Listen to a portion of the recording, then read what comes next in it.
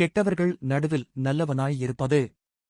பாரத போரின் 7வது நாள் பஞ்சபாண்டவர்களும் கிருஷ்ணரும் போருக்கு செல்லும்போது பாஞ்சாலி கிருஷ்ணா இன்று போரில் யார் மடிவார்கள் என கேட்க அனைவரிலும் நல்லவன் ஒருவன் இன்று மடிவான் என கிருஷ்ணர் கூறுகிறார். அனைவரிலும் நல்லவர் தருமர்தானே, தர்மர் மடியப் போகிறாரா என பாஞ்சாலி அழைகிறாள். போர்க்களத்தில் பீமன் துரியோதனன் தம்பியான விகர்ணனிடம், விகர்ணா, நீ பாஞ்சாலிக்கு துகில் உரியும் நேரத்தில் அநியாயம் நடக்கிறது நிறுத்துங்கள் என குரல் கொடுத்தாய். அதனால் உன்னுடன் போரிட நான் வரவில்லை. நீ எங்களுடன் சேர்ந்தால் உனக்கு ராஜ மரியாதை தருகிறோம் என்றான். பீமா, நான் நியாயம் தவறாதவன். என் அண்ணனை விட்டு ஒரு நாளும் வர மாட்டேன். என் கோர போரில் சஞ்சயன் கொல்லப்பட்டான். நல்லவர்களிடையே நல்லவர்களாய் இருப்பதை விட கெட்டவர்கள் இடையே நல்லவனாய் இருப்பதுதான் அதிசயம். தருமன் நல்லவர்களின் இடையே வாழ்ந்தான், நல்லவனாய் இருந்தான். விகர்ணன் கெட்டவர்கள் இடையே பிறந்த வளர்ந்து நல்லவனாய் வாழ்ந்தான். எனவே கெட்ட சூழ்நிலையில் வளர்ந்தாலும் நல்லவர்களாய் இருந்து சந்தோஷமாக